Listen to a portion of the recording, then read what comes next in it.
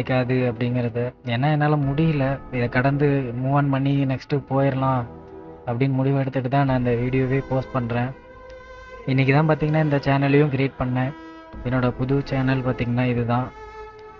So முடிஞ்ச அளவுக்கு என்னோட சப்போர்ட்டர்ஸாக இருந்த எல்லாரும் இந்த சேனலுக்கும் உங்களோட ஆதரவு கொடுப்பீங்க அப்படின்னு நான் நம்பி க்ரியேட் பண்ணியிருக்கேன். முடிஞ்ச அளவுக்கு உங்களோட சப்போர்ட்டை கொடுங்க. இதுக்கு மேலே யாரோட சேனல்லையும் கமெண்ட்லேயும் போயிட்டு நீங்கள் வந்து பார்த்தீங்கன்னா எஸ்ஆர்எம்க்கு ஹெல்ப் பண்ணுங்கள், சேனல் ஹேக் ஆகிடுச்சு அப்படின்னு உண்மையிலேயே இதுக்கு மேலே கமெண்ட் வேணாம் நண்பா. ஏன்னா இதை அடுத்தவங்க ஹெல்ப் பண்ணணும் அப்படிங்கிற ஒரு மைண்ட் தாட் இருந்தாலும் ஒரு கட்டத்துக்கு மேலே அவங்களோட வேலையை குறுக்கிட்டு தொந்தரவு பண்ணுற மாதிரி இருக்கும். உண்மையிலேயே இது தப்பு என்னோட தான். அன்னோன்னு ஒரு பர்சனுக்கு ஒரு மேனேஜர் ஆக்சஸ் கூட பார்த்திங்கன்னா நான் கொடுத்துக்க கூடாது. அதுக்கான பரிகாரமாக என் சேனல் இழந்துட்டு நான் தவிக்கிறேன். இது என்னோடய போட்டும், என்னோடய லைஃப்பில் இது ஒரு மிகப்பெரிய லெசனாக இருக்கட்டும். இதுக்கு மேலே இந்த மாதிரி தயவு செஞ்சு யாரும் அனுபவப்பட்டுறாதீங்க நண்பா. என்னை வச்சு இது ஒரு அவேர்னஸாக கூட எடுத்துக்கோங்க. ரொம்ப கஷ்டம் அது. அந்த இடத்துல இருந்தால் அந்த வழி புரியும். முதல்லேருந்து மறுபடி போகிறது அது ஒரு சங்கடமான விஷயந்தான். ஸோ நான் இதுலேயே இருந்தேன்னா நண்பா ஒரு மாதிரி என்னை நானே டிமோட்டிவேட் பண்ணிக்கிட்டு 6-7 நாள் ஆகுது நண்பா.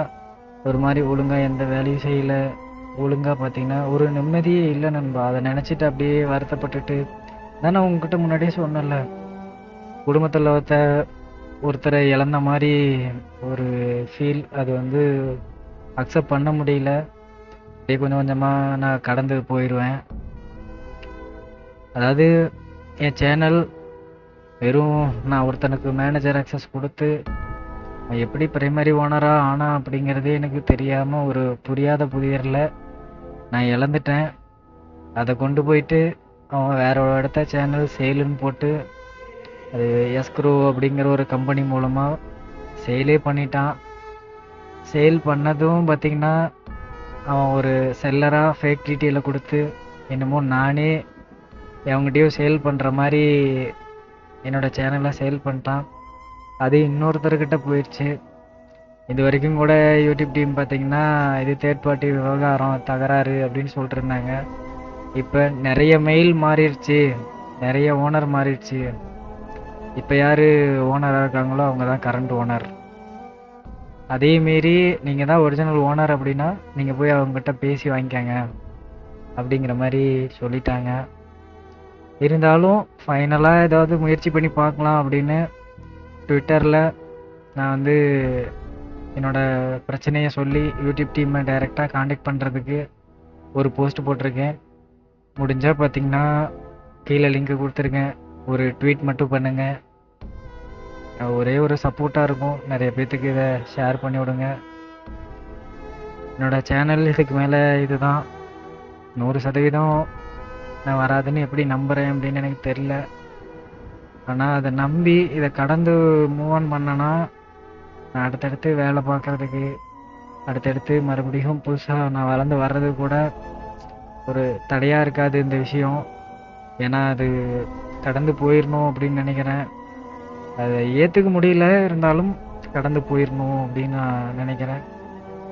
ஓகே நண்பா, இதுதான் என்னோட புது சேனல். நிறைய பேர் நம்ம சப்போர்ட்டர்ஸ் பார்த்துட்டு இருந்தீங்கன்னா ஒரே ஒரு சப்ஸ்கிரைப் பண்ணி சப்போர்ட் பண்ணுங்கள். நான் நாளையிலேருந்து ரெகுலராக அதில் நான் வீடியோ லைவ் வரேன். அவ்வளோதான் நண்பா இந்த வீடியோ. மறுபடியும் சொல்லிக்கிறேன், எனக்காக எவ்வளோ பேர் ரிஸ்க் எடுத்து என்னோடய சேனலை உங்களோட சேனல் மாதிரி நினச்சி கால் பண்ணி, மெசேஜ் பண்ணி, மெயில் பண்ணி யூடியூப் டீமுக்கிட்ட நான் பேசுகிறேன்னு நீங்கள் தனிப்பட்ட முறையில் நிறைய பேர்கிட்ட ஹெல்ப் கேட்டு சப்போர்ட் பண்ண கிரியேட்டராக இருக்கட்டும், ஆடியன்ஸாக இருக்கட்டும், எல்லாருக்குமே பார்த்திங்கன்னா ரொம்ப நன்றி நண்பா. இவ்வளோ பேர் சப்போர்ட் பண்ணும்போது எனக்கு மறுபடியும் ஃபஸ்ட்லேருந்து வர்றது கஷ்டமா? நான் வந்துடுவேன்.